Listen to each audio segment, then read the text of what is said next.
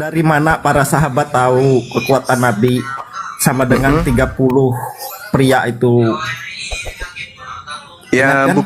buktinya beliau punya banyak istri. Nah, kalau Rasulullah Muhammad SAW kemudian dinyatakan seperti itu, maka kira-kira Nabi Daud yang istrinya ratusan itu gimana kekuatannya? Udah ya, terbukti dari istrinya ya begitu banyak, kemudian Daud selirnya juga banyak, begitu juga Salomo. Ya, jadi itu fakta, itu fakta bahwa tidaklah mungkin orang yang letoi yang tidak bisa kemudian memuaskan istrinya di sisi batinnya itu bisa menikah lebih dari satu istri. Bahkan banyak orang yang tidak menikah karena senjatanya tidak bisa berdiri, hanya bisa diajak main gitar. Itu permasalahan bagi akidah Islam. Nah, sekarang saya balik. Tar dulu, biar aku tanggapi dulu bang. Slow kita, bang. Kan gini, Gimana? dari dulu abang Juma nih selalu standar ganda menjelek-jelekkan Nabi Daud. Itu kan ada di Quran atau hadis kalian juga. Kok gak usah standar ganda bang kalau sama aku. Kok jadi saya yang menjelekkan Nabi Daud? Lah, kan lain. Itu di kitab yang kamu pegang. Istri Iya, Daud itu Pak. banyak ratusan. Iya, artinya kau mengkritiki kitab perjanjian lama, kitab Mazmur lah atau semua. Bukan saya mengkritiki. Di sisi lain, Bukan bang, saya di sisi mengkritik. lain, nggak sebentar bang. Di sisi lain giliranku. Di sisi lain kau mengambil juga, mengemis juga untuk membenarkan Al-Quran atau hadis kalian. Nggak Itu. ada. Nggak Kau ada dari itu. dulu kau bang, nggak pernah berubah bang. Udahlah bang, 1-0 aku menang, aku turun dulu lah. Pertanyaan saya gimana? Belum Nggak sanggup ditanya. aku, nggak sanggup aku. Aku belum ada persiapan masalahnya, aku turun dulu. Enggak, Nggak ada pertanyaan Alkitab di saya sini, Bang. sederhana sekali loh, bukan masalah apa-apa, ringan pertanyaan saya. Kalau Nabi Muhammad itu kemudian memiliki istri, nah Yesus itu laki-laki punya senjata, itu senjatanya kenapa nggak dipakai kawin? Kabur. Atau jangan-jangan tetap aja mengecil, seperti pada saat dia disunat 8 hari, sampai nggak bisa dipakai perang. Impoten. Ya itu, makanya takut ditanya lari dia.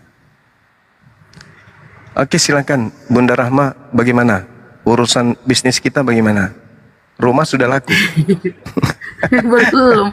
belum ya. Allahu Akbar, Masya Allah. Ya teman-teman sekalian, silakan. Pinterman, Kita sapa dulu, Pinterman. Selamat malam, Pinterman.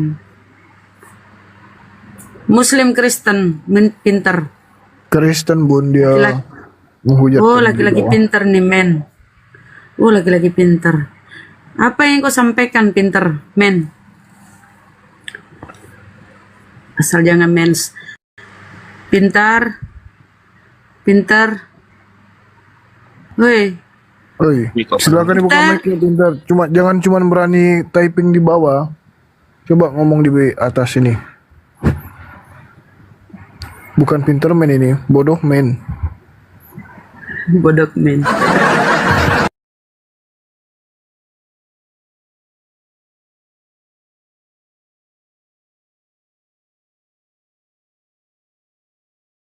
Turunkan Tuhan aja. Lucifer begini, beraninya ngehujat.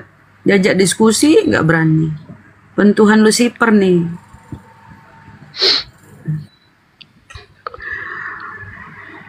Kasian ya. Iya, silakan Bang. Ini teman kita siapa namanya tadi itu? Takut atau gimana? Balorang itu orang Balorang. Balorang itu artinya peminum balok. penakut. Oh, penakut. Kirain peminum balok.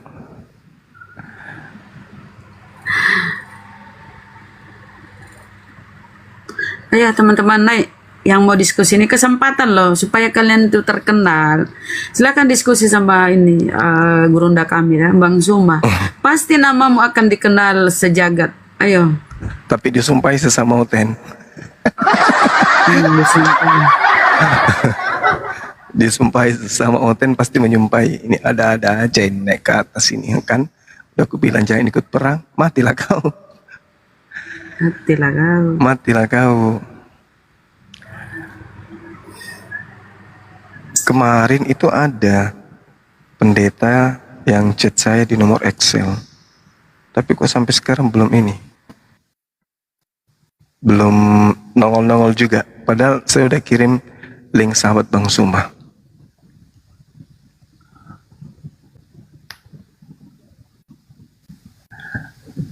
Di bawah, apa benar nggak ada Oten di antara 2000 teman ini? Masya Allah langsung 2000 ya. Live udah 2000. Caraka 20. Selamat malam Kristen Muslim. Waalaikumsalam, selamat malam Muslim. Oh Muslim. Waalaikumsalam Silakan Bang. warahmatullahi wabarakatuh. Apa yang disampaikan? Yang naik Kristen dulu ya saudaraku ya. Yang naik Kristen dulu ini baru belum jam berapa, diskusi dulu. Silakan Caraka.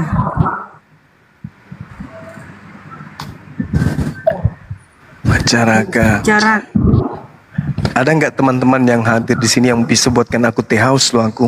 Saat mana neng buatkan aku teh dulu haus habis olahraga langsung nyanyi satu album.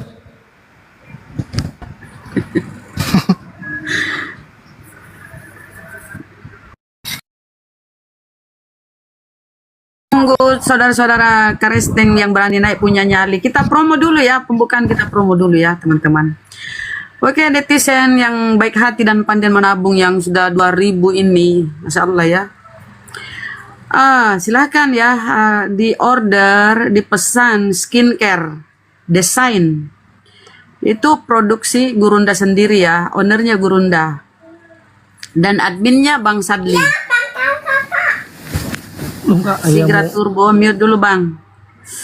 Skincare ini produk kecantikan ya, mukanya yang kusam, ada noda-noda, yang kurang enak lah dipandang ya. Insya Allah akan cerah ceria kalau dipakai ya. Bukan membuat kulit kita, peremajaan kulit lah istilahnya ya. Membuat muka kita itu segar, berseri. Jadi silakan dipesan ya, ini produksinya ini lagi banyak ya Gurunda ya. Jadi bahan-bahannya itu alami. Bahannya itu alami saudaraku ya. Tidak mengandung merkuri, sudah BPOM. Sudah terdaftar ya di BPOM ya, dan halal saudaraku ya. Jadi silakan di order. Satu paket itu berisi 4 item ya. Sabunnya, tonernya, serumnya, dan krimnya. Ada 4. Dengan harga 130.000. Silahkan di order. Masih ada di ini ya, online-nya ya, Sadli. Masih ada keranjang kuningnya, Masih Sadli. ada Bun, masih. Silakan kalau yang saudaraku mau order langsung di keranjang kuning tuh masuk di apa ya, sahabat Bang Zuma Store, masuk di situ ya teman-teman. Tulis, ketik alamat lengkap biar tahu berapa ongkirnya ya. Itu mudah. Dan saudara yang ingin jadi reseller atau ingin jadi distributor, silakan menghubungi. Tentu ada diskon harga ya, saudara ya. Itu ya teman-teman ya. Kita sekilas info. Dan tolong didukung ya saudara-saudara ya. Ini untuk sebagian dari hasil penjualan ini didonasikan kepada yayasan kita itu API. Untuk membantu para mu'alaf dan untuk membantu kelancaran dakwah API ya, untuk membentengi saudara-saudara kita dari pemurtadan usaha misionaris memurtadkan saudara kita yang masih awam. Silakan didukung ya. Siapa lagi kalau bukan kita? Bersatu ya kita orang muslim ya. Kita yang mayoritas loh di Indonesia.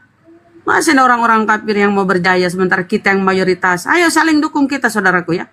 Dukung ini. Gurunda sudah memulai. Bang Zuma sudah memulai bisnis ini. Kita harus membesarkan ini ya. Sama-sama kita bahu-membahu. Ayo. Betul Yang punya sekali, dana betul. cukup, yang punya dana cukup silahkan jadi reseller, jadi distributor, kemudian memasarkan di daerah masing-masing yang punya dana ya teman-teman. Oke, itu aja ya saudaraku, silakan di order. Terima kasih. Ya, makasih Oke, Bunda kita Rahma. kembali. Luar biasa Bunda Sama Rahma deh. ini. Sama-sama Keren. jadi kita. Masya Allah. Sama Andalan memang. Ya, silakan disapa tamunya. Juli. Selamat malam Juli. Assalamualaikum Kareste Muslim. Selamat malam, Mbak. Nah, silakan sama Gurunda. Juli Kristen ya? Kristen. Oke. Oh, Apa yang mantap. bisa disampaikan, Bang? Saya mau bertanya sama Bang Juma, boleh nggak? Kirain sama saya. Ya, silakan Bang. Silakan. Bang Juma, Ya, saya itu lagi bingung. Dikit izin. Ada yang bertanya nih, ada juga yang DM ke aku. Dia mau Malaysia bisa nggak? Ke Malaysia bisa nggak nih? Nggak bisa. Kok nggak bisa? Tapi kalau baju bisa ya. Ada yang DM saya minta baju 2 Nggak bisa lembar. juga, aku belum Malaysia. dapat di Makassar. Oke, kita lanjut aja dulu ke Juli, Bu. Oke, lanjut. Silakan Bang Juli. Juli. Ya, gini.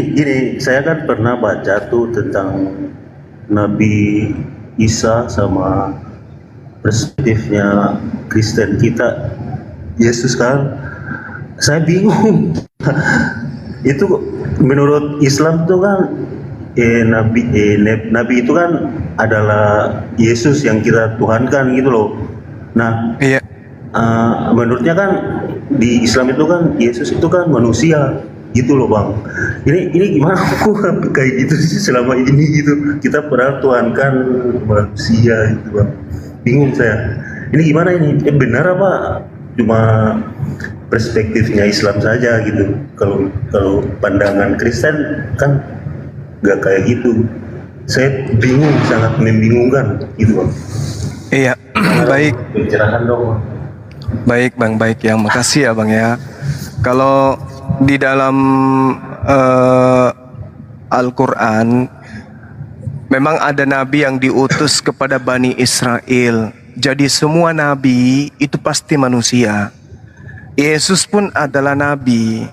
Tidak bisa dipungkiri itu. Karena orang-orang sesaman Yesus, bahkan orang terdekatnya, keluarganya, orang sekampungnya, Yesus itu dikenali dengan nabi. Dia itu adalah seorang hamba. Mau kayak apapun kemudian orang Kristen menyembunyikan identitas kenabian Yesus, itu nggak bisa Bang. Nggak bisa kemudian hilang nabi itu. Nah, nabi ini udah pasti manusia. Seluruh kemudian nabi yang diutus oleh Allah itu tak ada satupun di antara mereka itu malaikat atau dari makhluk gaib. Semuanya itu nabi, semuanya itu manusia maksud saya. Makanya di dalam Al-Quran di surah Maryam, kalau berbicara mengenai nabi yang datang di tengah-tengah Bani Israel, di situ jelas dikatakan sebagai manusia. Bismillahirrahmanirrahim. Qala innama ana rasulu rabbiki li'ahabalaki gulaman zakian. Jadi seorang anak laki-laki yang suci. Jadi yang datang kepada Maryam, malaikat atau Roh Kudus menyampaikan akan datangnya sosok manusia sebagai anak beliau. Nah, bagaimana dengan Kristen Bang? Di dalam 2 Yohanes 1 nomor 7 diceritakan, sebab banyak penyesat telah muncul dan pergi ke seluruh dunia yang tidak mengaku bahwa Yesus Kristus telah datang sebagai manusia. Itu adalah si penyesat dan antikristus. Jadi menurut kitab saudara Kristen sendiri, penyesat itu adalah mereka yang tidak percaya dan tidak mengaku Yesus itu adalah manusia.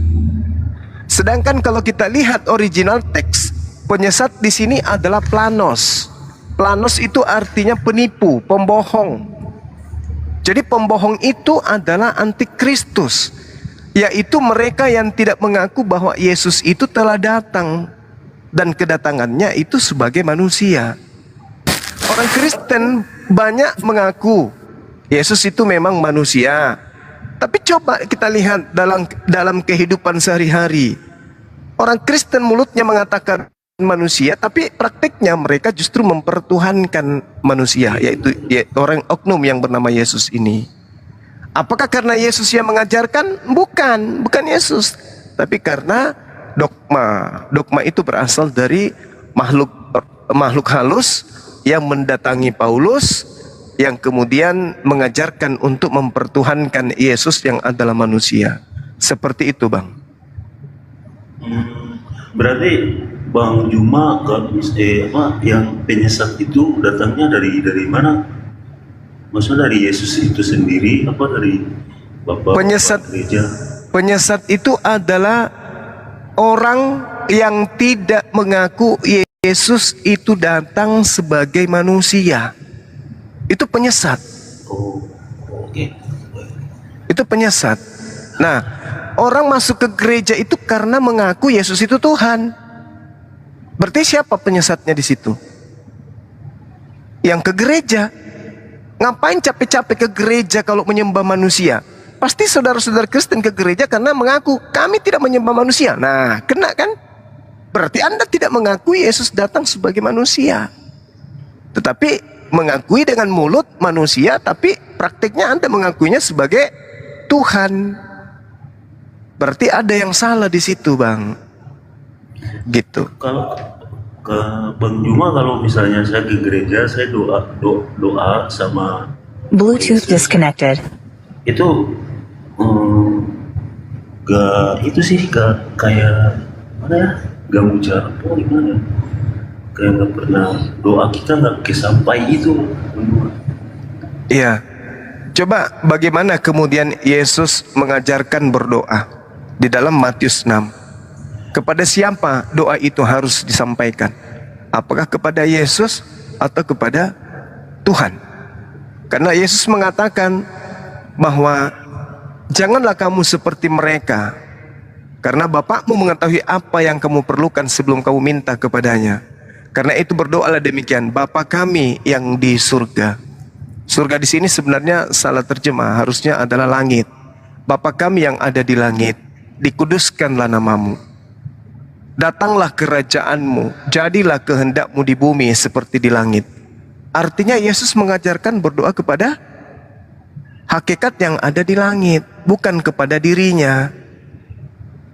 Sedangkan hari ini orang ke gereja itu menyembah kepada Yesus. Itu tidak pernah Yesus ajarkan. Kalau berdoa dalam namanya, itu berlaku untuk pengikutnya Bani Israel, bukan kepada di luar Bani Israel. Artinya sama seperti kami umat Islam, sebelum kami berdoa kepada Allah, kami memulainya dengan menyebut nama baginda Rasulullah Muhammad SAW sebagai ucapan pujian atau salawat kepada beliau. Seperti itu, Bang. Bang Juma, kalau baginda itu penyebutannya untuk siapa? Pak Muhammad gitu ya. Terus Iya. dia membedakannya sama Yesus apa? Oke. Sama Yesus. Oke, baik. Kalau perbedaan antara baginda Rasulullah Muhammad SAW dengan Yesus Kristus itu dari segi misi dan cakupan pengajaran. Misi Yesus hanya untuk cakupan kecil, yaitu saja, bukan diutus kepada di luar daripada itu. Baca Matius 15 nomor 24, aku diutus hanya kepada domba yang sesat dari umat Israel saja. Itu pengakuan Yesus. Sedangkan baginda Rasulullah Muhammad SAW diutus untuk seluruh umat manusia. Dari sejak dia jadi nabi sampai manusia akhir zaman sampai kiamat, itu semuanya adalah umatnya Rasulullah. Diutus untuk mereka. Litubayyina linnasi, seluruh manusia. Sedangkan Yesus hanya untuk Bani Israel tok saja. Berdasarkan apa? Berdasarkan pengakuannya sendiri di dalam Matius 15 nomor 24. Dan itu tidak pernah dirubah keputusannya bahwa dia diutus untuk orang Indonesia. Enggak ada. Dia hanya diutus untuk Bani Israel saja. Seperti itu Bang, Kalau saudaraku. Bang Juma, kalau misalnya Baginda diutus untuk seluruh umat dunia, kenapa dari pihaknya Kristen sampai saat ini kita nggak mengikuti Bagindanya gitu loh? Berarti kan apa ya, kayak itu emang cuman orang Islam saja atau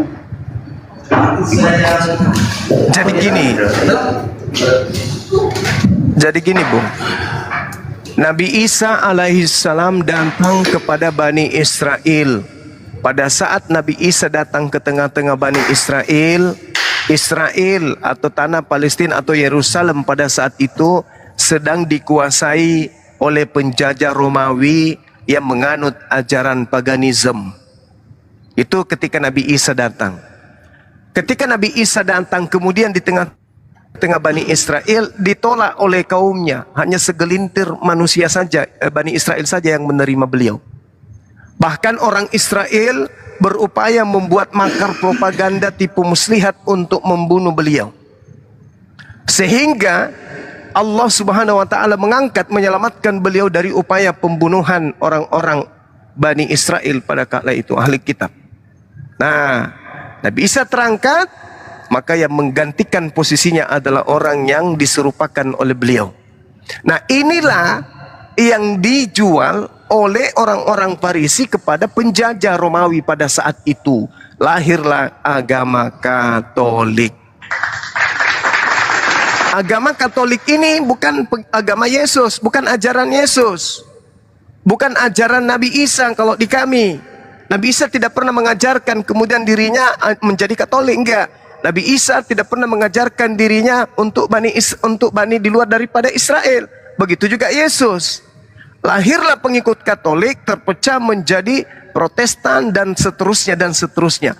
Orang-orang ini adalah orang yang kemudian mengikuti ajaran Yesus palsu atau Mesias palsu yang dikatakan di dalam pengajaran Yesus di dalam Matius 24 nomor 23, 24, 25, 26, 27. Jadi yang menjadikan Katolik adalah penganut atau pengikut Yesus palsu yang datang kepada penulis wahyu dan datang kepada Paulus.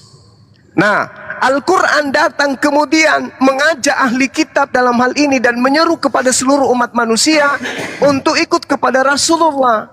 Tapi sudah terlanjur orang-orang Anda, yaitu orang-orang Kristen yang Anda maksud tadi, terperdaya dengan janji-janji iblis. Ya'iduhum wa yumannihim wa ma ya'iduhumus syaitan illa gurura. Setan itu memberikan janji-janji kepada mereka dan membangkitkan angan-angan kosong pada mereka. Padahal setan itu hanya menjanjikan tipuan belaka kepada mereka. Contoh. Siapa yang menjanjikan surga kepada orang yang beribadah pada hari Minggu? Siapa? Yesus tidak. Elohim juga tidak. Siapa yang menjanjikan angan-angan masuk surga kepada yang menyembah kepada Yesus? Yesus tidak. Elohim juga tidak. Bahkan Yesus mengatakan bahwa hidup kekal itu adalah mereka yang mengenal aku sebagai utusan. Yohanes 17 nomor 3. Sedangkan Kristen mengenal Yesus sebagai Tuhan itu sendiri yang datang inkarnasi menjadi manusia. Nah, siapa yang membangkitkan angan-angan orang Kristen dengan menyembah Yesus, maka dia akan masuk surga? Itu siapa? Yesus bukan, Tuhan juga bukan. Berarti yang membangkitkan angan-angan kosong itu adalah Lucifer, iblis. Al-Quran surah An-Nisa ayat 120. Begitu juga di dalam Matius 7 nomor 15 sampai nomor 23. Seperti itu, Bang. Bang Juma, baik Bang Juma, saya sebenarnya pingin aja, cuma banyak kali nih orang yang berisik, Bang. Katanya saya dilarang nggak boleh nanya-nanya gitu. Nanti ya, nggak apa-apa, Bang. Nanya-nanya. Makasih Bang Juma ya. Iya, makasih saudara Juli. Nanti kalau ada kesempatan silakan bertanya sepuasnya kepada kami umat Islam. Yes, terima kasih. Iya, sama-sama. Oke. Silakan host. Next kita sama Bang Jack. Selamat malam. Silakan dibuka mic-nya. Selamat malam teman-teman. Jadi kebetulan sini kan ada Gurunda Juma. Namanya Gurunda ini kan selepel dengan seorang profesor. Jadi biasanya Gurunda ini tidak mau bertanya. Justru namanya profesor itu harus siap ditanyakan. Jadi apakah Bang Juma ini saya siap mau ditanyakan atau bagaimana? Seorang profesor itu Bang, ketika dia berdiri di hadapan kumpulan siswa atau seorang murid, seorang profesor itu harus mengetahui dulu level daya tangkap, daya serap, ya, IQ daripada siswa atau murid yang bertanya kepadanya, supaya dia tidak mubazir dalam menjelaskan. Mana tahu seorang profesor ini menjelaskan ilmu tinggi, padahal ternyata yang di depannya ini adalah anak TK yang jasadnya atau tubuhnya dewasa. Seperti itu Bang. Paham enggak maksud saya? Ya, paham. Jadi memang seorang profesor itu kan dia memiliki mental yang sangat tinggi. Oh ya, Jadi pasti. dia bisa mengetahui bagaimana menahan emosional. Jadi seperti apapun mahasiswanya itu, dia harus sabar. Jadi itulah ciri-ciri seorang profesor. Apalagi Bang Juma ini kan seorang gurunda. Jadi yang namanya penanya, karena dia sudah menguasai materi, menguasai dia dalam keahliannya, artinya dia bisa menguasai seluruh ininya. Sekarang Bang Juma, apakah siap saya tanyakan? Iya, itu betul. Yang Anda katakan barusan itu betul. Hanya saja, seorang profesor juga harus pandai membedakan antara orang yang asli dan orang yang nyamar orang, kan gitu ya. Apalagi kalau misalnya dia lagi dalam sebuah ruangan, ya, dalam sebuah ruangan tiba-tiba masuk guguk mengamuk di dalam. Nah, seorang profesor itu tidak mungkin mengatakan selamat malam guguk, apa kabar? Nggak mungkin. Pasti seorang profesor itu akan mengambil tindakan, entah itu jurus tendangan maut atau pukulan tanpa bayangan, kan gitu Bang. Seorang profesor itu harus punya loncatan berpikir yang hebat. Seperti itu. Jadi Iya. mungkin tipe-tipe profesor kan seperti itu yang Anda ketahui, ya oke lah, nggak masalah. Sekarang kalau boleh saya bertanya, saya mau bertanya dengan Bang Juma yang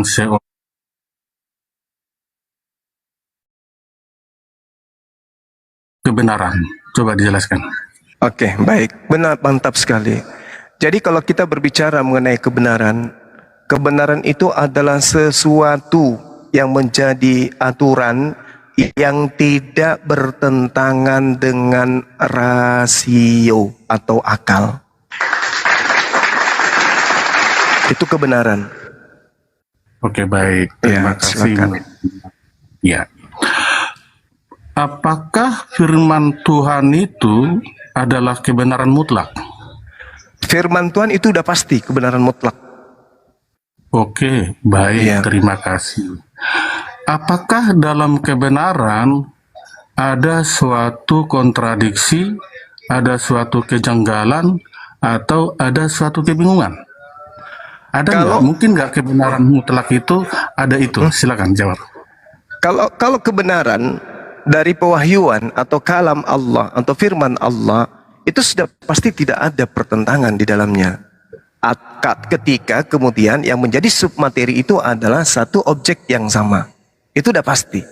Lain cerita kalau dari aspek kacamata yang melihat, menilai, memandang, yang memberikan kemudian penilaian terhadap objek tersebut, itu berbeda.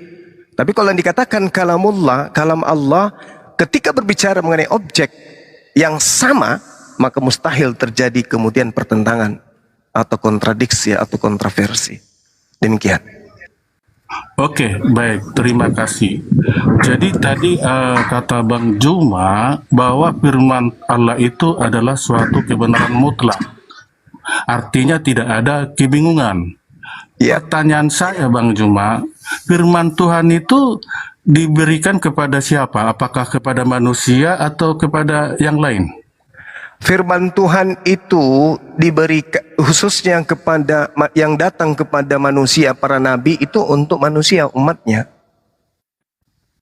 Bukan Oke, untuk baik. bukan untuk Tuhannya, bukan untuk dirinya, tapi untuk hambanya berdasarkan kepada siapa wahyu itu disampaikan. Oke, baik. Jadi kata Bang Juma, sesuatu kebenaran itu bisa dimengerti dan bisa dipertanggungjawabkan gitu ya Bang Juma ya. Ya, betul. Setuju tidak? Sangat setuju. Coba dulu. Oke, baik. Artinya tidak ada kebingungan, bisa dijelaskan semua gitu loh. Oke, Bang Juma, Iya. saya mau tanya. Saya kan dalam Alkitab kan saya tidak mengenal namanya Nabi Isa. Yang jelas kan ada nama yang kami tahu kan adalah Yesus Kristus. Iya. Jadi saya mendengar kata kan tapi diserupakan. Iya. Jadi yang namanya kebenaran itu kan manusia harus tahu. Kira-kira boleh tahu tidak? Kira-kira Nabi Isa ini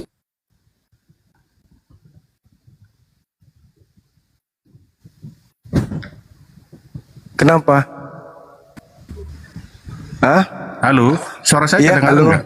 Iya, iya. Oke, coba Terputus tadi, jelaskan Bang. dulu. Iya. Iya ya, mungkin jaringan saya kurang. Jelaskan dulu saya tentang Nabi Iya. Isa ini, karena buat saya Nabi Isa ini nggak ada di Alkitab, yang ada kan di Quran. Ini Iya. Nabi Isa ini bangsa mana ini, Pak? Nabi Isa ini Bani Israel. Jelas itu. Karena dia diutus kepada Bani Israel. Wa isqala baik. Isa bin ya Bani Israel inni Rasulullahi ilaikum. Beliau Bani Israel. Iya, Dari- saya dengar gini, Bang Juma. Katanya ya, saya nggak menguasai Al-Quran gitu loh. Cuma saya dengar Nabi Isa ini katanya tidak disalibkan, tapi diserupakan. Iya. Betul atau tidak? Betul tidak? Iya, benar, benar. Nah, diserupakan terus diangkat ke mana? Ke langit apa ke surga? Ke langit. Ke langit.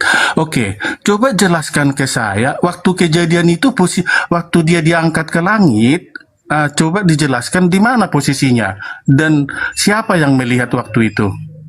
Kalau bisa ada dalilnya. Coba, karena jangan sampai nanti yang tadi kita sepakat, yang namanya kebenaran itu harus dipertanggungjawabkan, bisa dijelaskan. Coba jelaskan dulu Bang Juma. Iya, baik. Jadi Al-Quranul Karim kemudian menyatakan bahwasanya apa yang diceritakan kemudian oleh Al-Quran itu terkait dengan submateri keadaan umat terdahulu. Jadi Al-Quran itu tidak datang menceritakan orang per orang, peristiwa demi peristiwa. Tetapi Al-Quran itu datang untuk kemudian membantah hal yang dibutuhkan kemaslahatan umat manusia dari zaman Rasulullah sampai hari kiamat. Jadi kalau Anda bertanya seperti apa keadaannya, Al-Quran kemudian datang hanya membantah wa qaulihim inna qatalnal masiha Isa bin Maryam Rasulullah wa ma qatalu wa ma salabu walakin syubbiha lahum. Dan kami hukum juga mereka karena ucapan mereka. Mereka orang-orang ahli kitab itu dihukum hanya karena berucap sesungguhnya kami telah membunuh Al-Masih Isa putra Maryam. Yang mereka ejek dengan menamainya Rasul Allah, padahal mereka tidak beriman kepadanya. Mereka mengatakan telah membunuhnya, padahal mereka tidak membunuhnya dan tidak pula menyalibnya. Tetapi diserupakan bagi mereka orang yang dibunuh itu dengan Nabi Isa alaihissalam. Itu yang dibantah, itu yang diluruskan oleh Al-Quran. Bahwa yang mereka bunuh, ahli kitab bunuh itu adalah bukan Nabi Isa, melainkan oknum yang diserupakan bagi mereka. Mereka siapa? Yang menyalibkan. Seperti itu Bang. Oke, baik. Jadi tadi saya bertanya, katanya Bang Juma bahwa Nabi Isa ini diangkat ke langit. Iya. Jadi saya tanyakan Bang Juma, karena ini kan kejadian, suatu namanya sejarah, story. Jadi kalau kita contoh Bang Juma saya katakan pernah terbang dari Surabaya ke Papua, tapi kalau nggak ada melihat, nggak ada menyaksikan dan tidak ada data dari mana Bang Juma ini berangkatnya, terbangnya dari mana. Ya, aku seharusnya bisa menjelaskan secara detail gitu loh. Tapi oke lah, karena Bang Juma tadi saya tidak mendapatkan sosok yang diserupakan siapa dan di mana diserupakan, saya tidak mendapatkan sampai detik ini jawabannya. Jadi kembali kepada yang namanya kebenaran itu kan yang kita tadi udah sepakat bahwa kebenaran itu bisa menjelaskan sesuatu kejadian dan bisa dipertanggungjawabkan. Artinya jangan sampai nanti ada kebingungan. Oke lah, kalau itu nggak ada nggak masalah buat saya. Oke, kembali ke ini Bang Juma. Namanya firman Allah tadi kan pastikan diberikan kepada manusia. Namanya firman itu kan harus dimengerti manusia apa maksud dan tujuan firman itu. Sepakat nggak Bang Juma? Iya, betul. Benar. Oke, baik. Contoh saya kasih analogi begini. Katakanlah Bang Juma mengirim kepada adiknya sesuatu barang. Tapi ketika barang itu sampai di adiknya Bang Juma, dia bertelepon kepada Bang Juma. Bang, ini barang apa namanya ini? Kok dikirim ke saya? Terus Bang Juma berkata, udah taruh aja situ, simpan aja. Tapi kan adiknya bingung. Bang Juma mengirim barang, dia nggak tahu apa gunanya, untuk apa tujuannya. Kira-kira bagaimana menurut Bang Juma kalau posisi seperti begini? Dia, Bang Juma mengirim barang, tapi tujuan barang itu Anda kirim. Gimana menurut Bang Juma seperti ini? Jadi gini, umat Islam itu tidak membutuhkan kemudian pengetahuan siapa yang disalibkan. Yang pasti umat Islam itu mengetahui bahwasanya yang disalib itu bukan Nabi Isa. Nabi Isa kami diangkat ke langit, yang disalib itu adalah Yesus Anda. Selesai bukan? Nabi Isa diangkat, yang disalib Yesus Anda. Kan begitu? Sorry, ada Bang penyaliban Juma, itu udah selesai tadi. Iya. Udah selesai itu tentang Nabi Isa, udah selesai. Yang kita bahas sekarang tentang firman.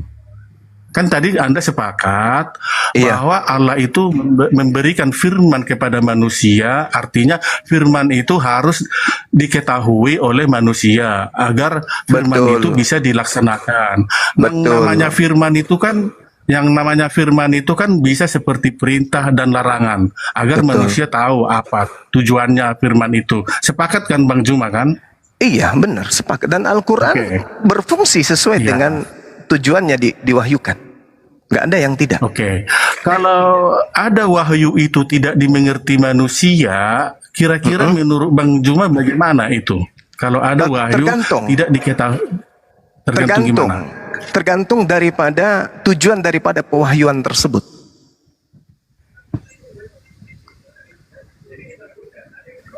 Iya, maksud saya kan wahyu itu kan diturunkan. Iya kan? Artinya kan tadi kan udah sepakat. Wahyu itu diturunkan untuk manusia. Artinya ada nggak wahyu diturunkan itu atau firman itu diturunkan? Ini kan ada tujuannya atau tidak? Ada tujuannya, itu udah pasti. Ada tujuannya, iya, udah pasti. Tapi ketika firman itu tidak dimengerti manusia, tidak tahu apa arti firman itu menurut Bang Juma bagaimana? Ini kan kebenaran. Oh, memang ada. Di dalam Al-Quran itu Allah Subhanahu wa Ta'ala menjelaskan begini. Bismillahirrahmanirrahim. Huwallazi ansala 'alaikal kitaba minhu ayatun muhkamah. Hunna ummul kitab wa uharu mutasyabihat. Jadi dialah yang menurunkan Al-Quran kepadamu Nabi Muhammad. Di antara ada ayat-ayat yang muhkamat, itulah pokok-pokok daripada Al-Quran. Dan yang lain ada ayat mutasyabihat. Adapun orang-orang yang condong dalam hatinya pada kesesatan, mereka mengikuti yang mutasyabihat itu untuk mencari-cari fitnah. Dan untuk mencari-cari takwilnya, isinya, kandungannya, terjemahannya, tafsirnya, padahal tidak ada yang mengetahui takwilnya kecuali Allah. Dan orang-orang yang ilmunya mendalam berkata, kami beriman kepada Al-Quran, semuanya dari sisi Tuhan kami, tidak ada yang dapat mengambil pelajaran kecuali orang yang berakal. Jadi ayat mutasyabihat itu diwahyukan oleh Allah untuk membuktikan kepada manusia bahwa sehebat apapun manusia, secanggih apapun pengetahuannya, ada sisi huruf A, B, C, D yang Tuhan berikan sama dengan ayat-ayat suci Al-Quran yang lain, tetapi tidak ada yang tahu kecuali hanya Allah. Oke, baik. Oke, silakan. Jadi Allah ini menurunkan firman kepada manusia, tapi manusia tidak tahu, tapi hanya dia yang tahu gitu ya, Ya, Bang betul. Juma ya. Betul. Cuma yang saya agak bingung, kenapa firman itu diturunkan kalau cuma Allah aja yang tahu? Oke, contoh misalnya, Bismillahirrahmanirrahim. Kahaya asa. Ini kalau Al-Quran itu adalah karangan baginda Rasulullah Muhammad SAW, ini tantangan. Ayo, orang-orang Arab, ahli syair, ahli bahasa, silakan kau terjemahkan itu. Tak ada yang sanggup menerjemahkan sampai hari ini 1400 tahun silam. Kenapa? Karena ayatnya mengatakan hanya Allah yang tahu, hanya aku yang tahu, tidak ada yang tahu selain daripada aku. Tujuan diwahyukan itu supaya manusia itu sadar setinggi-tingginya pengetahuannya, ada titik di mana dia ternyata buta sama sekali. Padahal itu cuma rangkaian beberapa huruf saja. Tapi kok manusia nggak sanggup untuk mengetahui artinya? Artinya tantangan Allah betul bahwa manusia itu punya keterbatasan meskipun manusia itu cerdas apapun. Terbukti sampai hari ini semua manusia dikumpulkan di atas muka bumi tidak akan pernah mengerti karena hanya Allah yang tahu. Oke, Silakan. baik. Jadi kita kembali tadi ke kebenaran. Jadi artinya Bang Juma mengatakan Allah menurunkan firman, tapi di satu sisi Bang Juma tidak mengerti apa yang diturunkan. Yang namanya kebenaran tadi kita sepakat, arti kebenaran itu, kebenaran firman Allah itu kebenaran yang mutlak. Tapi apakah Abang Juma nggak merasa bingung? Kenapa diturunkan firman? Buat apa diturunkan firman kalau manusia sendiri nggak tahu? Padahal Bang Juma sepakat tadi mengatakan kepada saya, yang namanya firman itu adalah tujuannya agar manusia melaksanakan perintah dan larangan Allah. Tapi Allah menurunkan firman, manusia sendiri nggak tahu, hanya dia yang tahu. Ini Bang Juma bagaimana? Apakah ini suatu kebenaran atau bagaimana? Silakan. Saudara, huwallazi ansala alaikal kitaba minhu ayatun muhkamahunna ummul kitab wa ukharu mutasyabihat. Aku mewahyukan Al-Quran dilengkapi dengan ayat mutasyabihat, di mana ayat mutasyabihat itu adalah bukti kebenaran kalamku, bahwa meskipun Al-Quran itu bahasa Arab, tapi ada firmanku yang tak akan pernah bisa siapapun mengetahui kecuali aku. Dan itu terbukti 1400 tahun silam. Ulama bahasa mana yang mampu menerjemahkan itu? Itu tujuannya bukan untuk diterjemahkan, untuk menantang manusia, bahwa manusia tidak akan pernah sanggup untuk mengetahui itu. Terbukti benar, tidak ada manusia yang tahu. Oke, baik. Jadi saya sudah mendapatkan penjelasan Bang Juma bahwa Allah itu menurunkan firman, tapi manusia tidak tahu, hanya dia yang tahu, untuk mendapatkan tantangan dari manusia. Begitu kan Bang Juma kan? Iya, menantang manusia bahwa buktikan kalau kamu mampu. Baik. Ternyata tak sanggup. Iya. Artinya bahwasanya manusia itu sepintar apapun, secerdas apapun, punya sisi kelemahan. Oke. Seperti itu. Kalau hanya menantang begitu, kalau saya mengatakan, gimana Bang Juma? Bisa nggak saya tantang Bang Juma? Terjemahkan. Silakan Anda bikin satu kitab, sertakan pernyataan Anda tadi. Iya, maksud saya begini Bang Juma. Silakan Anda bikin sebuah, sabar. Silakan Anda bikin satu kitab dan katakan itu adalah perkataan Anda, lalu kemudian Anda katakan itu seperti itu dalam kitab saudara. Pertanyaan saya, apakah ada orang yang mau beriman kepada kitab saudara? Iya, jadi gini Bang Juma, maksud saya gini, apakah kita sebagai manusia apakah sepantasnya yang maha kuasa itu membuat suatu tantangan kepada manusia, sedangkan dia adalah maha kuasa, manusia adalah yang tidak maha kuasa. Kira-kira bagaimana menurut Bang Juma? Apakah pantas yang Saudara maha ini kuasa gimana ya? menantang? Inilah Ya, yang coba saya dijawab. katakan tadi. Ya, ini yang saya katakan tadi bahwa kalau yang datang dalam seorang profesor itu adalah levelnya anak TK, ini ketahuan. Saya kan sudah mengatakan ayat mutasyabihat itu Allah turunkan untuk tantangan semua manusia. Kalau ada orang Kristen yang mampu menerjemahkan ayat-ayat mutasyabihat ini, berarti Al-Quran ini bukan firman Allah. Kan firman Allahnya sudah mengatakan hanya Allah yang tahu, tidak ada satu manusia pun, makhluk pun yang tahu, hanya aku saja yang tahu. Yaquluna amanna bi kullun min indi rabbina, hanya Allah yang tahu, tak ada yang lain. Tapi kalau ada seorang profesor yang kemudian hadir, Al-Quran itu bohong. Kok bisa, Prof? Ya, sebab ayat-ayat mutasyabihat diantaranya surat Maryam ayat 1 itu, saya bisa tahu apa terjemahannya. Berarti gugurlah Al-Quran sebagai firman Tuhan. Tetapi buktinya, hari ini, siapa yang mampu? Iya. Nggak ada yang sanggup. Berarti Al-Quran tetap saja adalah kitab suci yang murni firman Allah, firman Tuhan pencipta alam semesta. Seperti itu, saudara.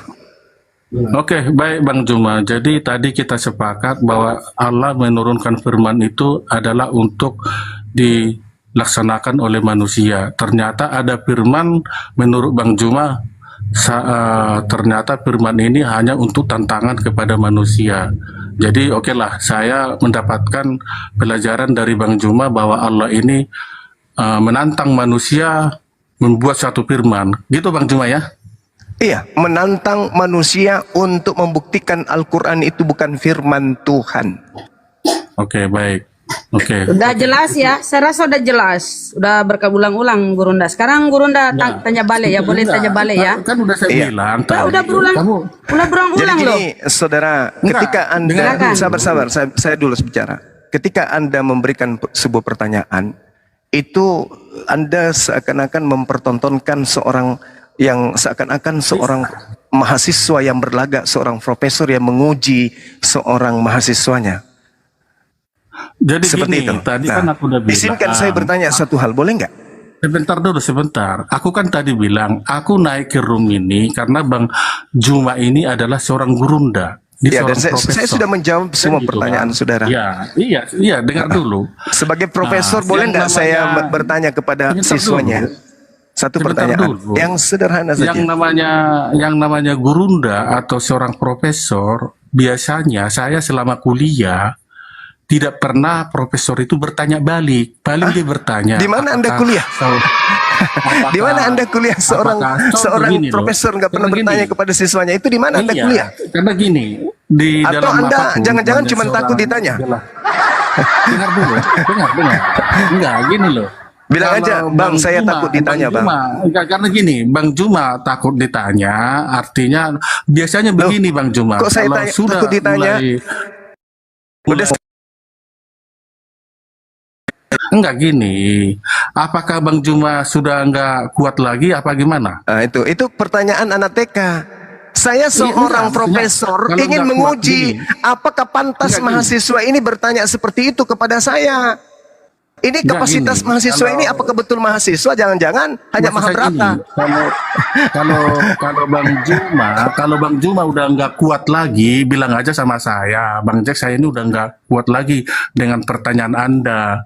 Apakah begitu? Kalau nggak kuat lagi, Ini cara-cara ya, saya ngerti, cara-cara gitu loh. Lucifer begini. Enggak, Karena jangan takut begitu ditanya. lah. Enggak begini lah. Namanya seorang gurunda itu tantangan apapun dia siap gitu loh. Namanya Ya kan gurunda. saya sudah Jadi, ditanyai dan sebagai Iya, profesor ini saya punya hak menguji siapapun yang bertanya kepada saya. Betul? orang pertanyaan Betul saya enggak masih nih? sama. Betul enggak? Betul tidak? Saya bertanya bukan karena saya tidak tahu. Saya ingin menguji Betul. Anda. Saya bertanya bukan karena saya tidak tahu. Saya mau menguji apakah Anda ini layak duduk di hadapan saya atau tidak. Jangan sampai saya habiskan waktu ternyata yang di hadapan saya ini manusia tak berakal kan gitu. Ini pertanyaan saya masih 1, 2 dulu Anda udah mulai ketakutan gitu loh. Janganlah ketakutan. Nah, ini Namanya sudah mulai framing, sudah mulai framing. ketakutan Siapa gitu yang loh. takut ditanya? Saya atau Anda? Saya Siapa atau tahu Anda yang takut ditanya? Saya atau Anda yang takut ditanya? Sebentar.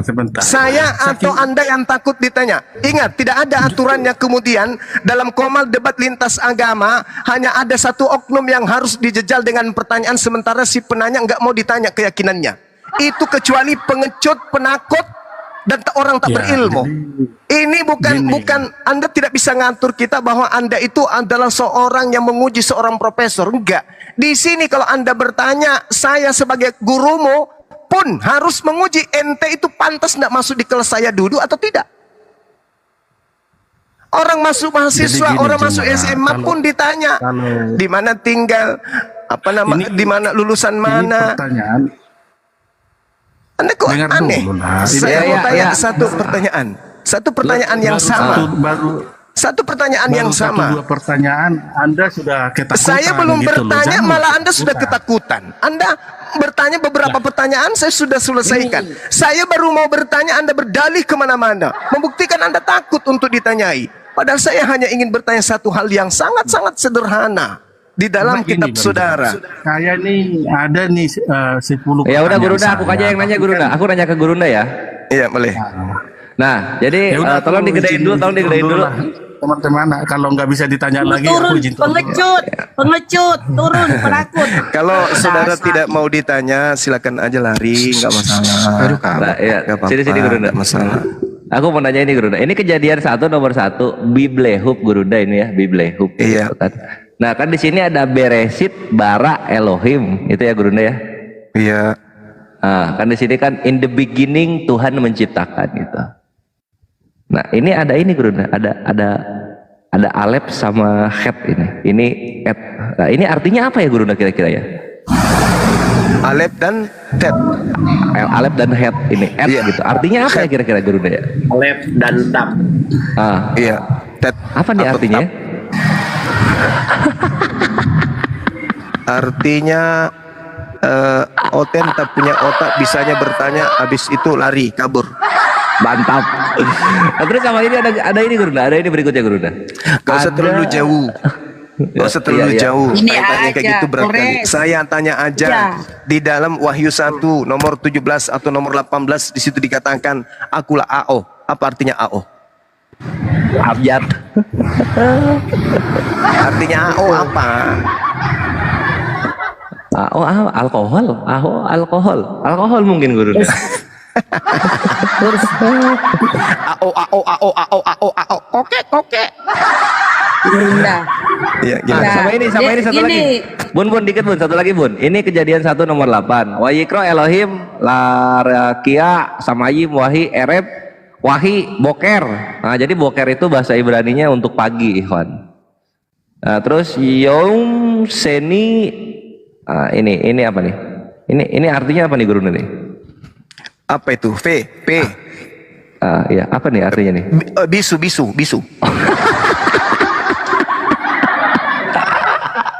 Itu huruf apa itu? Huruf apa itu?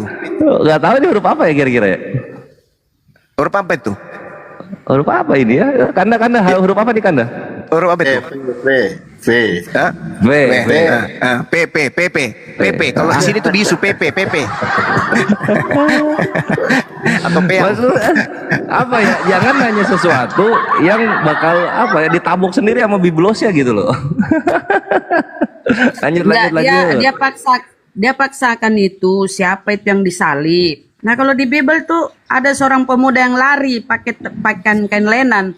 Kain lenan dibuang terus dia lari telanjang. Itu siapa? Kenapa Tuhan tidak memberitahu itu? Atau ketika Tuhan berfirman dalam hati. Dia nggak bercermin ke Bible-nya ya. Dia paksa. Lanjut. Terlalu berat itu, Bun. Enggak sinkron dengan ayat mutasyabihat. Maka benarlah itu AO atau yang tadi itu V, itu apa artinya? Pekok.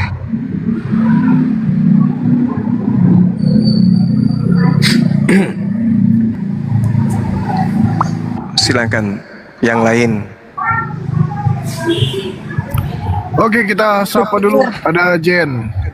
Jen Linare dan Ardi Ramba. Ardi Ramba Muslim ini. Jen Linare silahkan.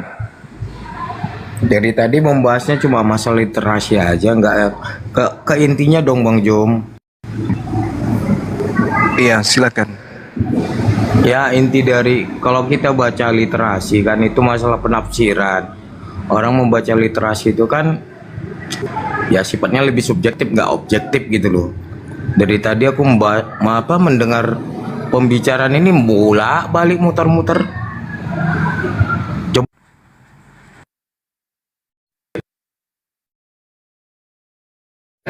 Saya Katolik. Oh mantap. Ya udah kalau gitu aku bukain ya Gurunda ya. Iya, silakan.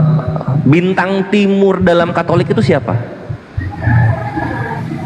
Bintang timur dalam Katolik. Iya. Kan kita bicaranya ini bukan kita bicara konsepnya. Kalau definitif kayaknya nggak penting deh. Nah iya Ya udah dong. mau bahas apa Lah sih? sama aja kok. Coba saya tanya kamu. Bintang dan bulan itu maksudnya apa? Itu semuanya sifatnya subjektif, nggak objektif.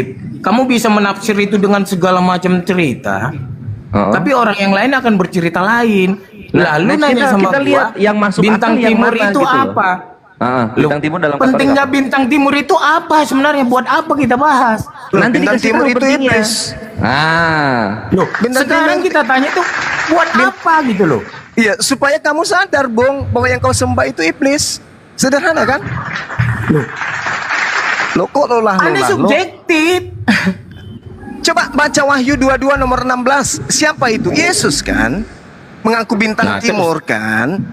Nah, Berarti sekarang saya bilang bintang sama timurnya nyamar jadi Yesus. Berarti Nah, yang kamu sekarang saya sembah tanya sama kamu. adalah Yesus yang adalah Lucifer. Sederhana kan?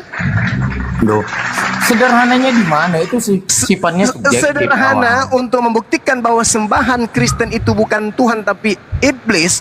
Baca Wahyu 22 nomor 16. Iya, tapi itu kan penafsiran dirimu sendiri. Itu bukan Ada berapa- penafsiran. Dengar Itu dengar ya. fakta real. Dengar.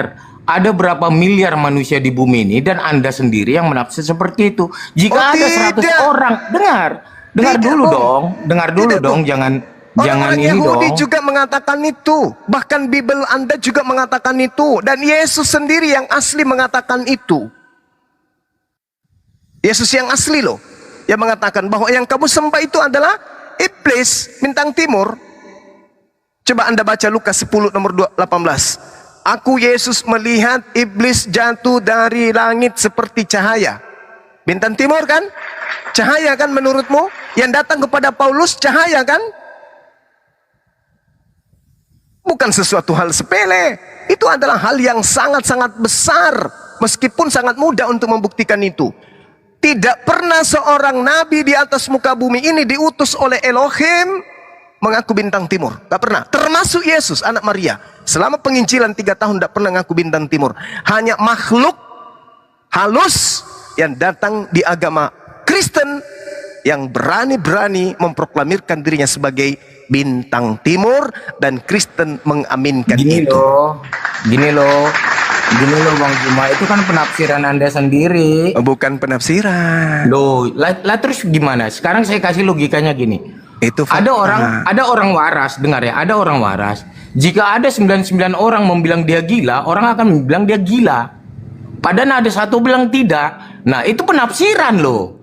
Jadi Bukan penafsiran. Anda dari sekian miliar manusia, Anda berkata demikian. Bahkan ada berapa miliar lagi yang nggak pernah menyatakan demikian. Anda pribadi menyatakan, masa sih semua harus ngikut pernyataan Anda? Oke, kalau Logika apa begitu, itu? oke, kalau begitu tolong tunjukkan di mana pernah Yesus mengaku bintang timur.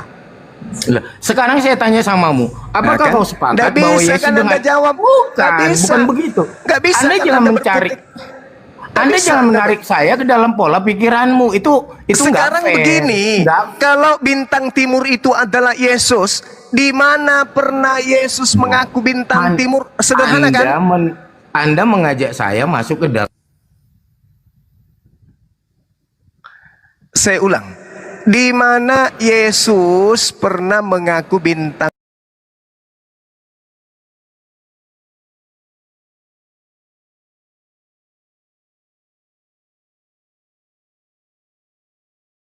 Jilan bintang timur itu di mana? Sederhana kan?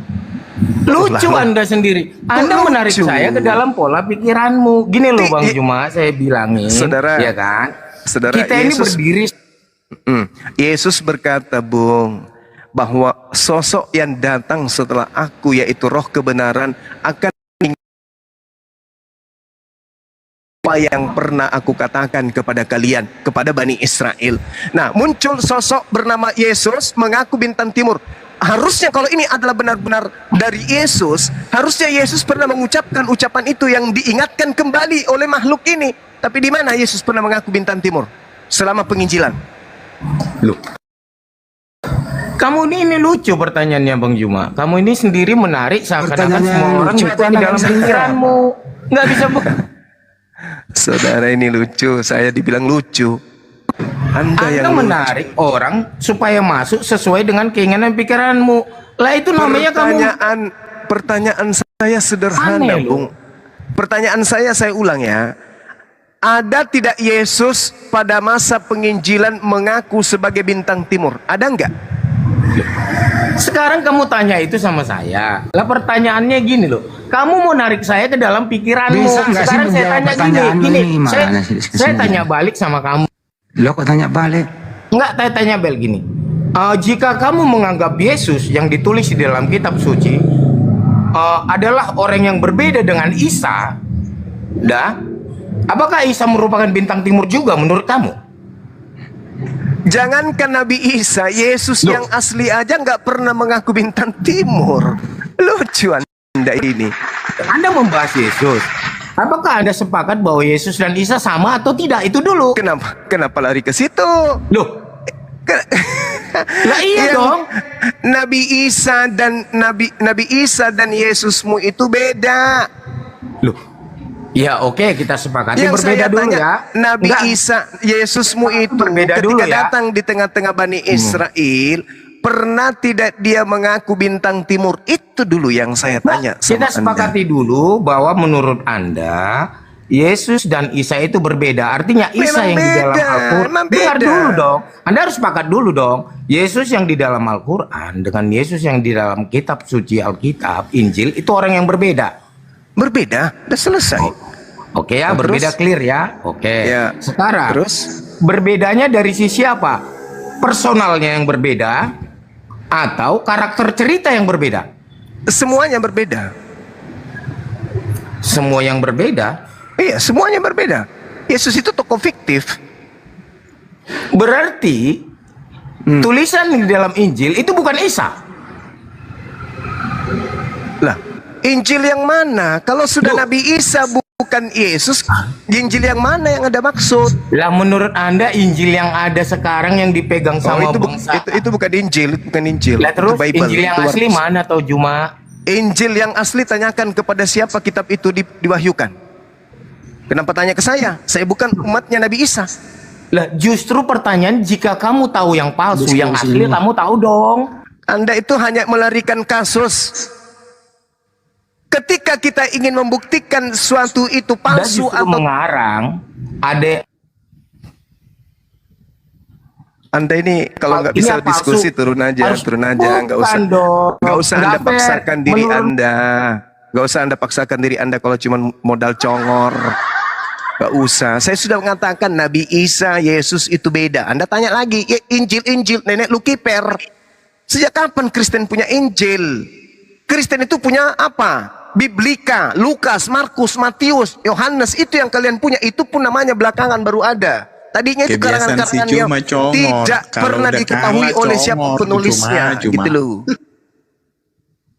Ini muncul lagi manusia tempe. Ucok kamu, mintanya banyak mak. Ucok kamu mau diskusi baik-baik atau mau tawuran?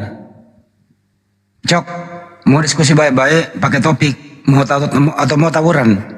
Mulutmu itu kalau udah kalah kau mulutmu congor. Berarti kan Anda nggak mau diskusi kan? Betul? Mau diskusi atau tidak? Dese. Mulutmu Ini congor. Kalau udah kalah kau mulutmu karyawan salon nih Bang Andi, karyawan salon. Dese, begini Des, diturunin. Ya udah. Naiklah diskusi baik-baik lah. Apa yang menyebabkan mereka begini ya Banyumas? Bintang Timur kira-kira? Bintang Timur, siapa lagi? Bintang Timur. Sangat berbahaya pengaruhnya Bintang Timur ya. Iya, sangat berbahaya. Apa-apa kira-kira yang dirusak? Moral, akal, apa-apa yang dirusak? Utamanya otak. Otak yang rusak. Kalau otak manusia sudah rusak, semuanya rusak. Bintang Timur perusak otak dong. Oh iya, karena memang di dalam 1 Korintus 1, 19 dan 20 kan begitu. Paulus menghilangkan akal, kecerdasan. Pantesan mereka hanya naik marah-marah, tidak sopan. Iya. Coba Anda baca, Bang Handi baca 1 Korintus 1 nomor 19 dan nomor 20. Coba baca. Atau Dinda Kores baca coba. Dalam bentuk original teksnya, baca tuh. Paulus menjadikan kecerdasan, kepintaran, ilmu pengetahuan itu hancur lebur. Yang mana nih Gurunda nih? 1 Korintus 1, 19 dan 20.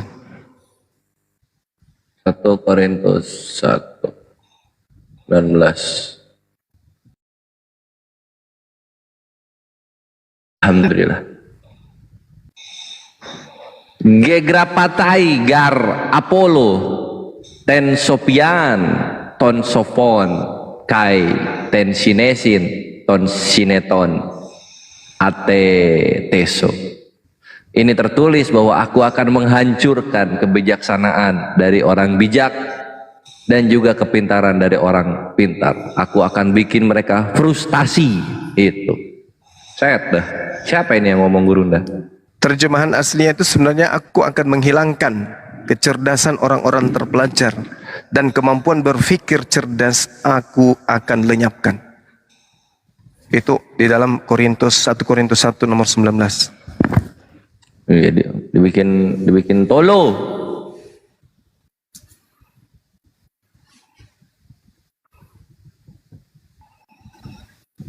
Iya, dan itu digiring kemudian untuk dogma di 2 Korintus 10 nomor 5. Pikiran itu dimatikan untuk didogma masuk ke dalam ketuhanan Yesus. 2 Korintus 10 nomor 5. Jadi ya makanya orang Kristen itu tidak mau sekali adu akal, adu pemikiran, adu logika terkait dengan ketuhanan Yesus. Nggak mau. Karena mereka tahu Yesus itu manusia. Mau diapakan pun dengan akal-akalan seperti apapun tidak akan pernah bisa lolos. Pertama, musuh terberatnya adalah Yesus itu sendiri. Kedua, musuh terberatnya adalah Bible itu sendiri. Ditambah lagi para apologet Islam yang lebih mumpuni di dalam pemahaman tentang Bible daripada mereka. Jadi mereka hanya akan mengatakan, ya karena kamu nggak punya Roh Kudus, makanya kamu tidak mengerti. Pasti itu alasannya. Kolok. Tanya aja siapa yang nggak bisa ngerti gitu. Itu pasti itu. Berani ndak kemudian orang-orang Kristen ini diskusi jujur membahas tentang Bintang Timur? Yang paling jago, yang paling hebat menghujat, tapi di Gomal yang netral. Bang Juma, berani nggak? tadi katanya itu bukan Injil, tapi tetap dijadikan pedoman gimana? Naik lagi dia. Pelin-pelan lu, masa tadi katanya bukan Injil, tapi terakhir gimana sih? Saya menjadikan Konsisten kemudian dong, konsisten. buku rumusan kimia sebagai rujukan dalam belajar kimia, bukan berarti buku itu adalah firman Tuhan. Lucu. Dalam berpikir. Lucu. Kalau bahan saya menjadikan kitab saudara itu. Udah turunin. Orang nggak ada ilmu ini, turunin. Penakut lu ah. Enggak, kamu turun karena kau bicara nggak ada ilmu. Penakut. Enggak. Kau ditanya pun percuma, kau nggak bisa menjawab. Jadi gini, saudara, untuk membuktikan Tuhannya palsu, agamanya palsu, rasulnya palsu, surganya palsu, ya kita palsu dong. Untuk membuktikan Tuhannya palsu, rasulnya palsu, surganya palsu, kitabnya palsu, masa kita pakai kitab lain? Iya kitabnya dong. Lucu. Lucu. Masa Bang Handi datang ke saya, memberikan uang palsu ke saya. Terus saya mengatakan uang Bang Handi ini palsu dengan menyelidiki uangnya Dinda Kores. Kan dah lucu. Itu karena pengaruh Bintang Timur. Ya, Bintang Timur lagi. Karena Bintang Timur lagi yang mengecoh. Otaknya dikecoh berdasarkan Al-Quran. Karena kalau saya ingin membahas agamamu menggunakan Al-Quran, keluar air mata darah kalian. Kuping kalian akan keluar nana kalau Anda mendengarkan Al-Quran. Bagaimana Allah kemudian mengutuk keras dan tempat kembalinya hanya neraka bagi kalian. Tapi kan ya minimal kalau saya pakai Bible, minimal kalian itu bisa kemudian punya keinginan untuk belajar. Jangan cuma didoktrin dan didogma. Gitu loh. Anda datang bawa ke saya sepatu, Anda katakan ini asli. Ya harus saya uji dong. Sepatu itu yang harus aku bawa kemana-mana. Aku bahas talinya, aku bahas alasnya, aku bahas isi dalamnya. Pasti aku bahas itu semua. Karena ini sepatu yang kau katakan asli, makanya aku bahas sepatu itu. Begitu juga Tuhanmu, kitabmu, rasulmu, surgamu, semua akan kita bahas untuk membuktikan bahwa itu palsu.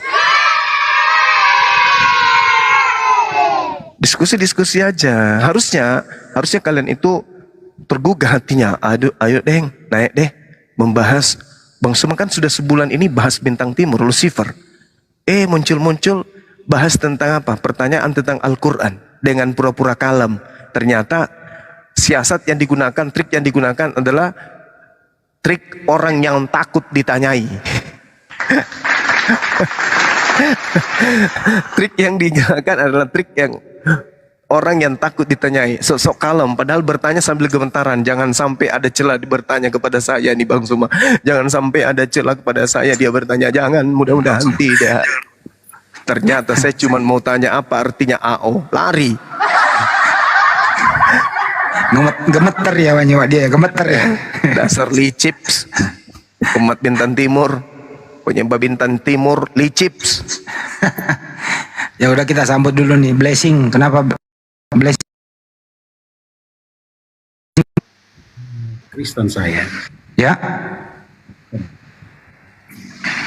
Apa Bang? Halo. Blessing? Kristen. Oh Kristen. Ya. Iya. Diskusi yang baik-baik ya Bang, yang kalem ya.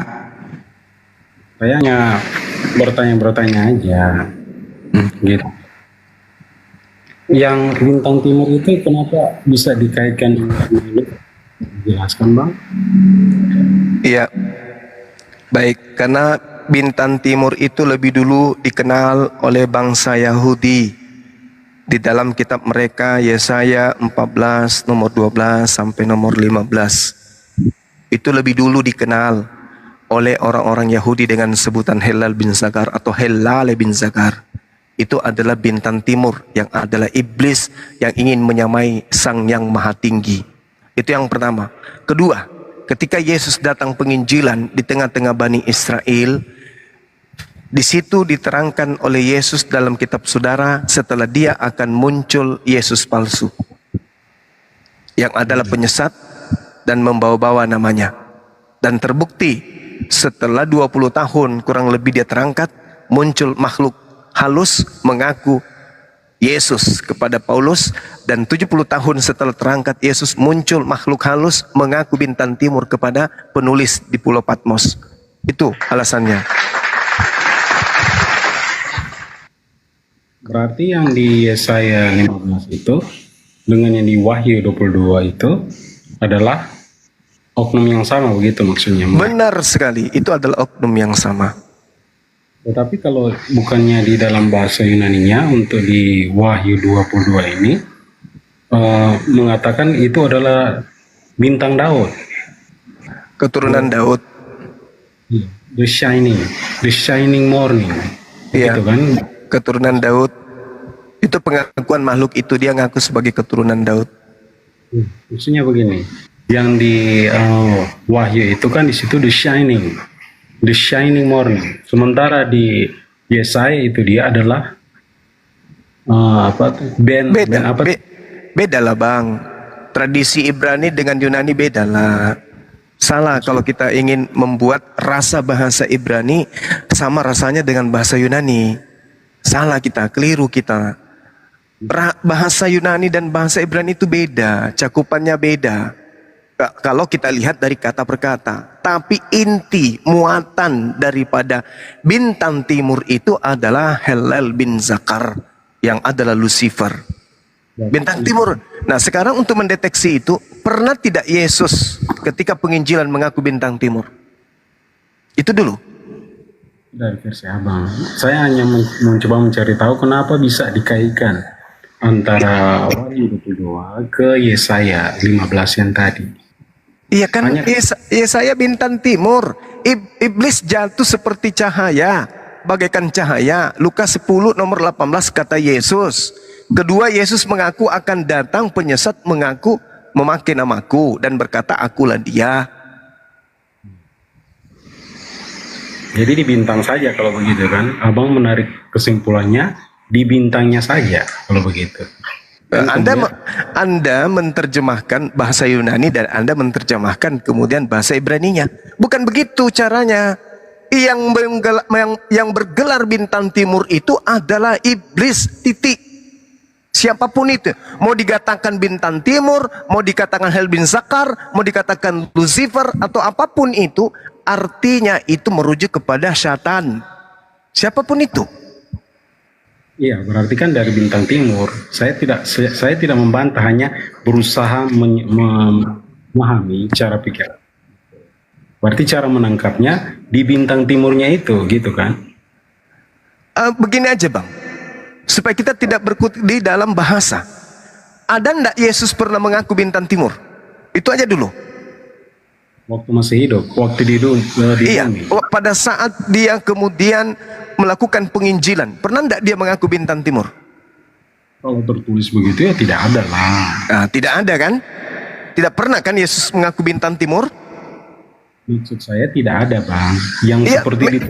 Berarti tidak ada, berarti Yesus tidak pernah mengaku. Terus?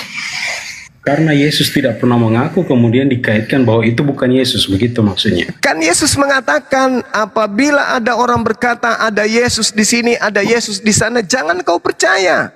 Sebab Mesias palsu, Yesus palsu akan muncul, dan nabi palsu juga akan muncul. Maksudnya Yesus palsu akan mendatangi nabi palsunya untuk menyesatkan banyak orang. Camkanlah, aku telah mengatakannya terlebih dahulu. Jadi apabila ada orang berkata ada Mesias di sini, ada Mesias di padang gurun, ada Mesias dalam bilik, jangan kau percaya. Sebab kedatanganku yang kedua nanti ditandai dengan sinar yang bercahaya dari timur sampai ke barat. Itu pengakuan Yesus, Bang. Berarti yang terjadi terhadap Paulus dan penulis kitab saudara, termasuk yang di Pulau Patmos, itu bukan Yesus asli yang datang kepada mereka. Saya bisa memahami pola pikir abang. Beda ya. Jelas berbeda bang, jelas berbeda. Anda sudah terlanjur jatuh cinta kepada sang bintang timur. Itu aja intinya. Anda sudah terlalu jatuh cinta dengan bintang timur gitu. Iya saudara sudah kecantol dengan menyembah kepada bintang timur ini. Ya, Anda menjadi Kristen sampai hari ini kan? Sementara murid-murid Yesus ada nggak yang kemudian menyembah kepada bintang timur? Ada nggak? Ada nggak pencipta alam semesta Tuhannya Yahudi bergelar bintang timur? Ada nggak? Nggak ada. Ya, jadi maksud saya cara pikir abang itu ke bintang timurnya gitu. Apa saja yang penting dia bintang timur berarti menunjuk kepada Yesaya 15. Itu maksudnya. Sekarang kalaupun itu tak ada bang, kalaupun itu tak ada, benar tidak Yesus itu mengatakan akan datang Yesus palsu? Itu dulu. Jangan bawa bintang timur deh. Benar tidak Yesus mengatakan bahwa akan datang Yesus palsu, Mesias palsu? Ya, adalah antikris, ada. Betul, bukan antikris bang. Yesus palsu, Mesias palsu. Berarti akan ada Yesus palsu kan? Ada Yesus Mesias palsu, ada juru selamat yang. Nah, Mesias palsu itu merujuk ke Yesus, Bang. Jangan Anda kemudian rananya kemana-mana. Mesias palsu, Yesus palsu itu maksudnya. Nah sekarang ketika Yesus terangkat ke langit, ada nggak makhluk atau suara yang datang kepada seseorang mengaku akulah Yesus? Adalah. Ada kan? Nah, sedangkan Yesus mengatakan jangan kau percaya. Sebab kedatanganku nanti ditandai dengan cahaya yang mengkilat dari timur sampai ke barat. Bahkan malaikat mengatakan dalam Lukas 1 nomor 11, Yesus yang kau lihat terangkat ke langit akan datang sama seperti engkau melihatnya terangkat ke langit. Sama, berarti dia datang dengan jasadnya. Tetapi ini yang datang kepada penulis kitab saudara, cuman suara yang datang dengan cahaya saja. Sementara Yesus mengatakan bahwasanya aku melihat iblis jatuh dari langit ke bumi berupa cahaya. Lukas 10 nomor 18. Yang datang kepada Paulus kan cuma cahaya saja. Akulah Yesus yang kau aniaya. Nah, sementara Yesus mengatakan yang datang setelah dia bukan Yesus. Yang datang setelah dia adalah roh kebenaran. Loh kok tiba-tiba muncul Yesus? Berarti Yesus palsu, Mesias palsu itu datangnya kepada Paulus dan teman-temannya. Berarti kepada 12 rasul juga begitu, Mesias palsu begitu maksudnya. Yesus tidak pernah datang kepada murid-muridnya yang asli. Tolong tunjukkan di mana. Setelah terangkat ke langit, di mana Yesus pernah datang kepada muridnya? Gini Bang ya, ini pemahaman saya, itu pemahaman Abang, ini pemahaman saya kalau begitu ya. Silakan. Tidak masalah, seperti pemahaman Abang saya terima atau tidak itu kan tidak masalah, terserah saya. Begitu toh? Iya, betul. Jadi kita tidak berdebat di sini. Jadi maksudnya saya menyampaikan aja pemahaman saya. Abang menyampaikan pemahaman saya itu pemahaman Abang gitu. Nah, kalau dari sisi saya begini, setelah Yesus terangkat ke surga, kemudian Paulus mendengar suara yang mengatakan akulah Yesus yang kau aniaya itu. Kemudian Paulus buta selama 3 hari, gitu Bang ya. Itu ada di Alkitab loh Bang. Buta selama 3 hari. Nah Paulus ini adalah seorang ahli Farisi, gitu. Dia ahli yang dididik oleh guru Gamaliel, pendidik yang terpelajar dan terkenal di bangsa Israel waktu itu. Dia buta selama 3 hari. Kemudian suara yang sama berbicara kepada Ananias, pergilah engkau ke dan cari orang yang bernama Saulus. Dan dalam kesempatan yang sama, suara yang sama juga bicara kepada Paulus. Ada orang nanti akan datang untuk mendoakan, gitu ya. Jadi kalaupun ini bisa dipahami bahwa suara yang sama berbicara kepada Paulus, suara yang sama berbicara kepada Ananias untuk datang kepada Paulus. Dan Ananias tahu persis siapa yang suara itu bilang adalah Paulus, orang yang diutus untuk membunuh mereka. Tetapi karena suara itu yang bilang, maka pergilah Ananias itu kepada Paulus dan mendoakan Paulus, gitu. Mendoakan langsung sembuh. Kembali terbuka matanya. Di poin itu Paulus bertobat, gitu. Di poin itu Paulus mengakui Yesus. Oke, gini Bang. Sebentar Bang. Sebentar. Nah, sampai di situ dia kemudian bertemu dengan 12 rasul. Rasul Petrus dan seterusnya. Dan mereka mengakui, ini dalam kitab Kisah Para Rasul, mengakui apa yang dialami oleh Paulus. Itu sebabnya dia disebut rasul, sama seperti mereka. Jadi apa yang dialami oleh Paulus dikonfirmasi oleh 12 rasul yang lain.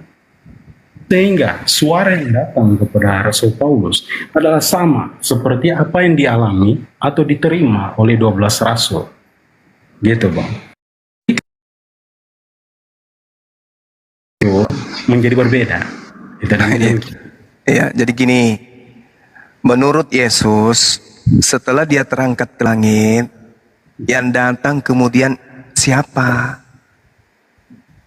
Kalau begini Bang ya, nah ini dari saya karena Abang bertanya, yang disebut dengan Mesias palsu bukan masalah dia bintang, tetapi kalau yang disebut dengan Mesias palsu, kalau pemberitaannya itu adalah tidak sesuai sama seperti yang disampaikan oleh Yesus, bahwa Yesus adalah anak Allah dan anak manusia. Gitu, Bang. Pertanyaan saya sederhana loh Bang. Menurut Yesus loh, bukan menurut Anda, bukan menurut gereja, bukan menurut doktrin dogma. Setelah Yesus terangkat ke langit, akan datang roh kebenaran. Nah, itu bocoran dari saya. Tapi menurut saudara, terkait dengan pengakuan Yesus, yang datang setelah dia terangkat ke langit itu siapa? Yesus kah? Atau bukan Yesus? Tergantung jawabannya. Hah? Tergantung jawabannya. Kok tergantung? Tergantungnya di mana? Tergantung kepada apa? Tergantung kepada isinya. Kalau isinya itu dia mengatakan bahwa Yesus bukan anak Allah, bukan di situ pertanyaan saya. Menurut Yesus, setelah dia terangkat, yang menggantikan posisinya, melanjutkan misinya, itu siapa? Yesus yang kembali atau ada oknum lain? Oh, ini saya berbicara tentang Mesias palsu yang tadi disebutkan. Jangan ke situ dulu Bang. Menurut Yesus, dia terangkat ke langit, dan setelah dia terangkat ada yang menggantikan posisinya. Yang datang setelah dia menurut Yesus, dirinya sendiri kah atau pribadi lain? Yang datang melanjutkan itu adalah Roh Kudus. Nah, yang datang kepada Paulus siapa? Yang datang kepada Paulus adalah Yesus. Nah, salah kan? Yesus mengatakan yang datang setelah Yesus menurut Anda adalah Roh Kudus. Paulus yang datang kepadanya adalah sosok yang mengaku Yesus. Udah bertentangan. Saya juga capek kalau menjelaskan, ada tepuk tangan, ada sorak-sorai. Ini kan kita diskusi baik-baik aja. Ya itu udah baik. Namanya diskusi, ada yang nyimak. Yesus mengatakan yang datang setelah aku adalah bukan aku. Makanya dikatakan, namun benar yang kau katakan ini kepadaku. Ya, namun benar yang kukatakan ini kepadamu adalah lebih berguna bagi kamu jika aku pergi. Sebab jikalau aku tidak pergi, penghibur itu tidak akan datang kepadamu. Tetapi jikalau aku pergi, aku akan mengutus dia kepadamu. Berarti setelah aku pergi yang datang siapa? Kalau ayatnya dibaca bisa Bang. Ayatnya di mana Bang? Yohanes 16 nomor 7. Dibaca ayat selanjutnya Bang.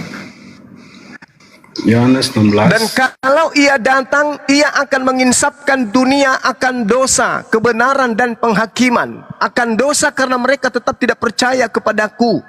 Akan kebenaran karena aku pergi kepada Bapa dan kamu tidak melihat aku lagi. Akan penghakiman karena penguasa dunia ini telah dihukum. Masih banyak hal yang aku akan katakan kepadamu. Masih banyak hal yang harus kukatakan kepadamu, tetapi sekarang kamu belum dapat menanggungnya. Tetapi apabila ia datang, yaitu roh kebenaran, ia akan memimpin kamu ke dalam seluruh kebenaran. Sebab dia tidak akan berkata-kata dari dirinya sendiri, tetapi segala sesuatu yang dengarnya, itulah yang dikatakannya. Dan ia akan memberitakan kepadamu hal-hal yang akan datang. Pertanyaan saya, yang datang kepada Paulus siapa? Sebentar, saya cari ayat yang lain ya Bang ya, untuk menjelaskan itu. Untuk membantah dalil ini. Padahal pertanyaan saya sederhana. Siapa yang datang setelah Yesus menurut Yesus? Yesuskah yang datang kembali atau orang lain atau oknum lain? Yesus sudah menjawabnya. Aku harus pergi sebab kalau aku tidak pergi, roh kebenaran itu tidak akan datang kepadamu. Berarti yang datang setelah aku pergi adalah roh kebenaran. Yang datang kepada Yesus Paulus? Yesus. Kontradiksi antara pengakuan Yesus dan yang dialami oleh Paulus. Kenapa? Karena penulis kitab Yohanes tidak pernah kompak dengan Paulus. Itu Bang. Karena masing-masing menulis berdasarkan apa yang mereka mau. Jadi yang datang setelah Yesus menurut Yesus bukan Yesus. Berarti makhluk-makhluk yang datang mengaku ke Ananias, mengaku ke Paulus, mengaku ke penulis wahyu, itu bukanlah Yesus sang penginjil, tetapi sang bintang timur yang dikatakan oleh kitabnya orang Yahudi. Itu jelas itu. Gak ada keraguan untuk itu. Dinda Kores, Suk Panglimaku. boleh data sotah tunjukkan. Oke, meluncur. Ya, di besar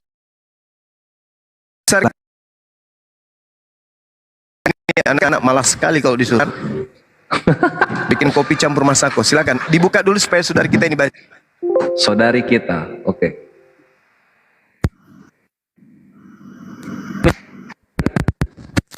Ya, kalau tidak ada yang dibicarakan lagi, mungkin saya istirahat dulu ya. Ya, jadi Sota 4714 itu mengisahkan kisah Yesus yang masih muda lah ya, ini masih umur belasan. Yahudi punya rekaman sejarahnya. Bisa bahasa Inggris?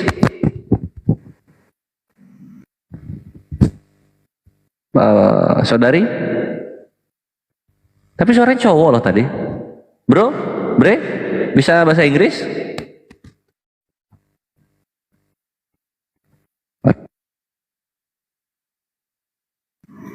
Ini mau bicara ke siapa ini? Ke saya? Iya, iya. Yang tadi udah selesai ya? Tadi gurunya ngobrol sama siapa? Oh, udah nggak ada.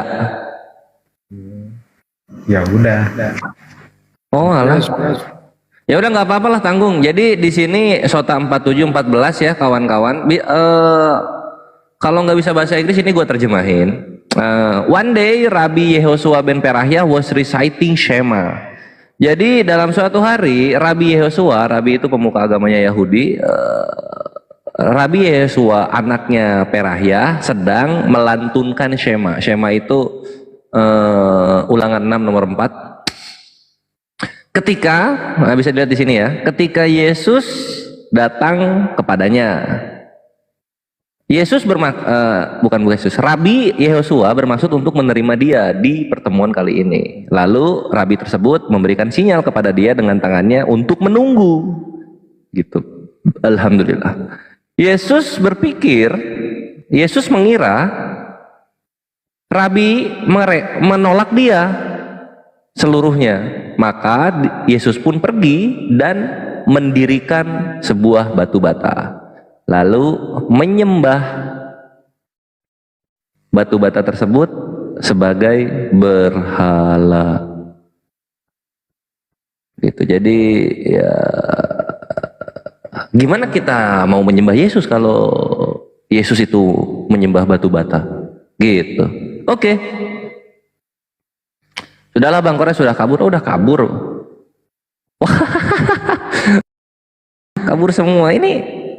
Kalian nggak mau tahu lebih dalam mengenai Tuhan kalian dalam kisah Yahudi? Yahudi tuh kata Yesus keselamatan datang dari bangsa Yahudi loh. Jadi kalau Yahudi ngomong begini ya kalian imanilah. Gitu. Sesosok Tuhan menyembah batu bata ditinggikan karena ditolak gurunya untuk bersalamat. Mendirikan batu bata untuk menyembah batunya. Itulah kenapa dia disebut batu yang dibuang.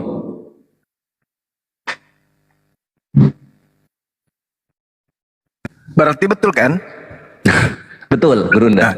Yang tadi itu yang bertanya itulah orangnya yang aku diskusi, pura-pura aja dia itu tidak tahu. Ini udah selesai kan? Nah takut dibukakan data. Jadi jangan apa ya? Jangan nuduh Islam menyembah batu kalau ternyata Tuhan kalian sendiri yang menyembah batu. Itu sih intinya. Nah, ini 4100 tolong disebarkan data yang Gurunda minta tadi ya. Tolong disebarkan ke seluruh media sosial gitu. Supaya hujatan mereka kembali kepada mereka sendiri. Gitu kawan-kawan. Mantap. Lanjut. Muslim banyak loh. Masa nggak punya akun media sosial apa kek?